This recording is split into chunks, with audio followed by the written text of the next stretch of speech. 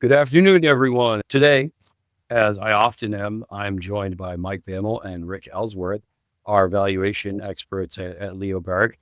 And today we're going to be talking about the concept of repowers.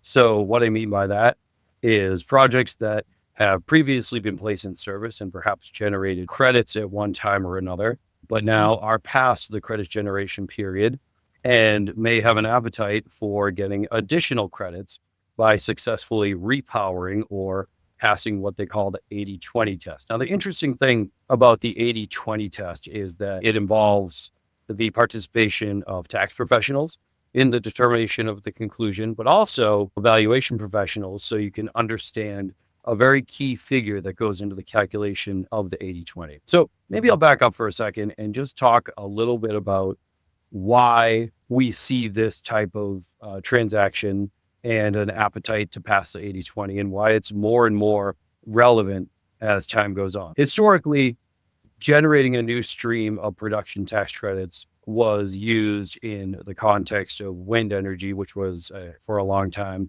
by far the most popular source of production tax credits. Now, it was often the case where a developer would have found a really good site to develop a wind project because it had a great wind resource. The wind was blowing a lot. But just during the time it was operating and producing credits, technology kept advancing, but the wind resource, the site itself, maintained its characteristics such that if you were able to redeploy newer technology at that spot, you could perhaps get a net capacity factor uplift. And if you deployed enough new technology in terms of cost, then you'd also be able to generate a new stream of production tax credits. Now, this has, like I said, been relevant in the production tax credit space. As it relates to wind, it's been very popular, but the concept is relevant and potentially accretive for any technology that can produce a production tax credit.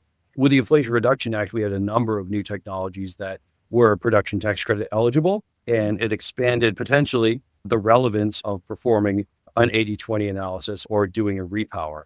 So the 80-20 in that calculation refers to a ratio of new property to property that was previously in service. So the 80-20 ratio that you calculate is a combination of the new money you're spending on this old facility to make it new or new for tax purposes, and what we call the retained component valuation. So I want to spend this podcast talking about the valuation of retained components. And maybe we'll start with a really concrete example, a wind farm, and maybe one particular wind facility, pad, pole, and turbine.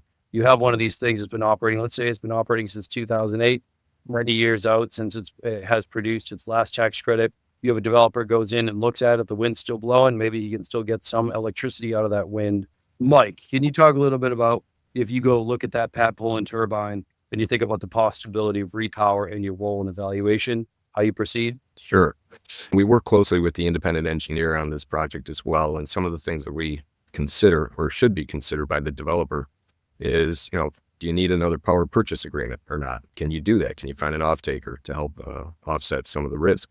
The other is, okay, if you're going to repower this, your foundations, they're good, but if you upgrade the turbine, which could be bigger, for example, than what you have there now, then you have to consider, can the pole, the tower, withstand that added weight and shear since it's a bigger machine sitting up there? So you do have to consider that as well when you get into your analysis about whether or not this makes sense. So that's just the high levels that you consider. There's a lot more to go into it on that. When you look at the cost to do the change, you also have to look at the income approach to see if there's negative cash flows of the facility or zero or very little cash flows of the facility going forward as is before you do anything.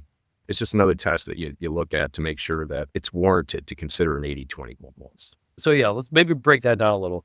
So I have a wind farm. I'm thinking about doing a repower, and I'm looking at the pad, pole, and the turbine. So are you saying we look at, in terms of value, we look at the future state as if the wind farm were to continue operating as it is now, absent the addition of any new technology? Yes, the value of the retained components is based on continued operation of the wind project in its current state. And so as part of this 80-20 test, you're going to look at the retained components and you're going to approach the value of the components in consideration of their costs, any obsolescence that's inherent in the equipment. I mean, Dorian, you mentioned earlier the improvement that's occurred over the last, let's say, 15 or 20 years in the operating efficiency of the turbines, that the capacity factors have increased quite dramatically. And I think some of the configurations of the turbine blades as well, all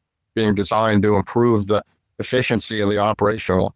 That's something that, from a valuation perspective, when you look at the retained components, that would be considered to be an obsolescence, that the older existing assets aren't as efficient, aren't as effective at converting energy that's inherent in the wind to usable electricity. So that gets factored in as part of the appraisal process. And then, as Mike Bammel stated earlier as well, that you need to look at the income approach, the expected economic performance of the facility as it exists currently, to see if there's further obsolescence there from an economic perspective as well. And all that gets considered as part of the evaluation of the retained components. Now, how does economic obsolescence play into the calculation? Can you walk me through that a little bit? From an appraisal perspective, you're going to look at the replacement cost of all the physical components of the facility, and then you're going to make adjustments for depreciation based on the age and condition of the wind project.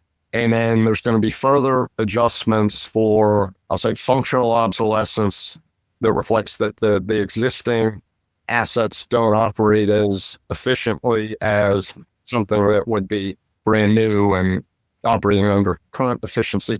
And then there would be a further adjustment for economics, that is there enough income being generated by the wind project to support the value of the assets less functional obsolescence. And if the income approach value indication is less than the replacement cost new, less functional obsolescence, there would then be further consideration of economic obsolescence to bring the value down to the level of economic support indicated by the income approach. Now, normally we don't want obsolescence, right? But in this context, maybe it's attractive, because we get a better repower outcome if we're able to demonstrate that the value of that retained component is lower. Is that fair?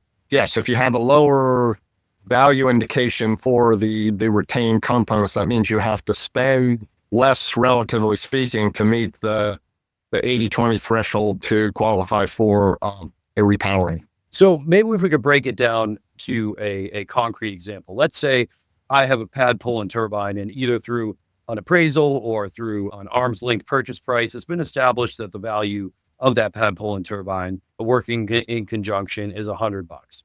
And I know that if I were to repower that pad pull and turbine, I'm going to get rid of some stuff and keep some other stuff.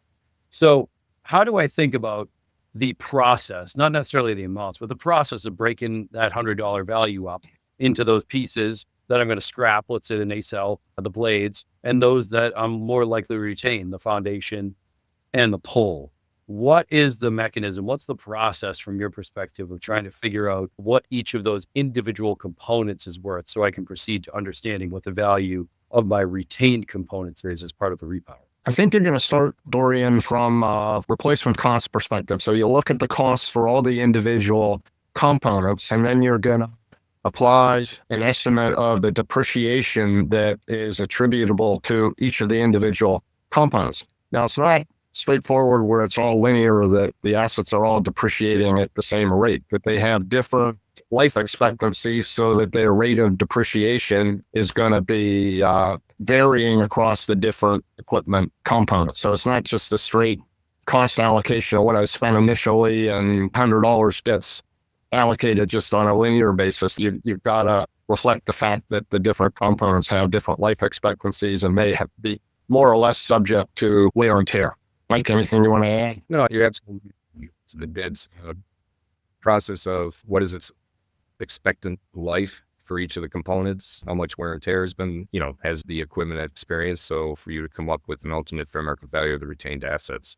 And that is a starting point to test for how much new capital spend you have to do. There's at least two layers then to the valuation process. One is overall. And then there's this other step of bifurcating each of these identifiable major components, if you will, into their respective values. And that's kind of the granularity you're going to need to do that math for the 80/20. Now, Mike, you said something interesting about the capital expenditures, and I think that's a point worth touching on really quickly. So from a tax perspective, we're concerned for the purposes of the numerator, if you will, in the 80/20 calculation, we're concerned with the capital expenditures incurred with respect to the project in the process of the repower. So when figuring out what's a capital expenditure, it can depend on a lot of things, your interpretation of tangible personal property regulations, your tax accounting policy, whether something is more appropriately a repair or a capitalized expenditure. There's lots of different ways to go about it, but maybe really roughly, really generally, the way to think about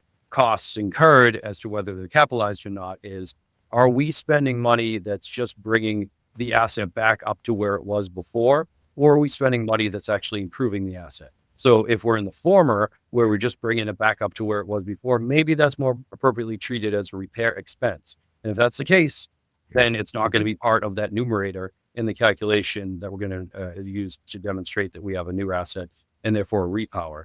On the other hand, if we're able to demonstrate that our repower package, our capital expenditure, improves the net capacity factor of the asset, then that may be an argument to suggest that we have a capitalized expenditure. So in making the determination of what's in that numerator, there's a cooperation that has to be had with tax folks to make sure that what you're counting as part of that numerator to try to pass the test is something that on the books is actually going to be capitalized. So again, you're going to see this common thread across all our episodes of this multidisciplinary process. Now, what we're trying to do is we're trying to demonstrate that this asset is new. And the way we go about that is trying to pass the 80/20. Now, it's often the case that we have a situation where there's many wind turbines, pad poles and turbines on a site, and we call that a wind farm. So when we think practically about doing a repower, we, again, need to understand the retained component valuation. Now, as I understand it, a valuation report is as of a certain date. So let's say we have a wind farm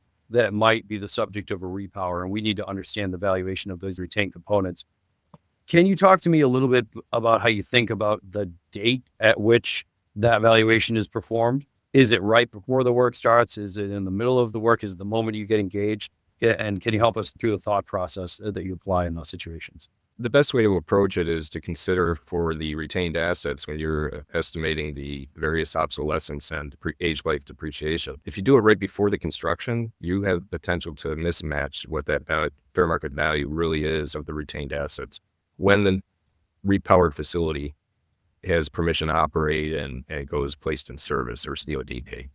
So I would consider a longer, to what we expect the COD date would be to depreciate the assets. To counter that, Mike, I would say, well, if you go longer, you're going to have more depreciation of the retained assets. So that's going to give you a lower value, where if you start earlier, it's going to be a higher value to the retained assets, which is going to be a harsher test as far as the requirement. But in that same vein, Rick, could it also be the case that, yes, you have, as time goes on, you're going to have additional depreciation with respect to the asset, but maybe you also have a situation where merchant power prices spike, right? And that would work in the opposite direction. So I might contend that the closer you get to the repower work actually being performed to the retained component valuation date is theoretically the answer that's going to be the best reflection of reality. Although I understand that there's a real diversity in practice around this timing and what's appropriate given the facts and circumstances of a particular deal. Is that fair? Yes. Okay, great. Now, when we're performing a repower, maybe shifting back to some tax concepts, again, we should have a good sense of the nature of our repower package, right? What goes in? What are these costs? We already talked about repairs versus capitalized expenditures, but maybe, there's another thing to think about too. Is this equipment that we're actually using, is it actually new equipment? Is it going to pass the test of being a new expenditure? Or is it just new to us? Now, I know we've seen some evolution in this kind of new versus new to you in the context of things like bonus depreciation, but in the credit space and the PTC space in particular, it's always been actual new property is that which generates credit. So I think it's important when you're looking at repower package to understand whether the equipment you're using has been deployed before, maybe in another context, because that might inform whether it's appropriately includable in that numerator for purposes of passing the 80-20. There's a number of tactics that you might employ to kind of run that down and make sure you know what you're dealing with, but that's something to think about as well. And all of this stuff, the date, capitalized versus expense, used versus new, it's so crucial to have a really firm handle on every single one of these because, and I can't stress this enough, the 80-20 test is binary. You fail outright if you are at 79. There's no proration. There's no a little bit of credit. There's no haircut. It's just you don't get any credits anymore.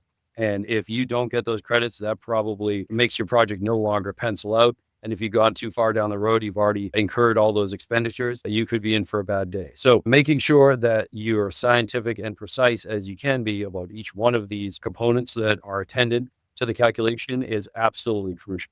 Thanks again. This has really been enlightening for me, at least, to understand how you as valuation professionals think about your role in the 80-20. Now, of course, I'm talking about the 80-20. I've been talking about wind in particular, because that's probably, at least in my experience, been the more popular application of the 80-20.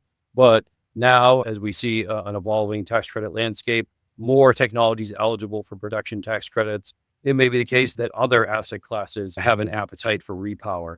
And even investment tax credit properties, if we look at the language in the proposed investment tax credit regulations from 2023, as well as the proposed 48 Cap E regulations for assets being in service 2025 and later, this repower, this 80-20 concept is embedded there too. So I think any tax practitioner who's working in the space of credits would do well to have a good handle on all of the facets of 80-20 and how they might apply to projects that they're working on. So having said that, really rich topic, and I'm really honored to have the contributions of Mike and Rick here to help us think through it.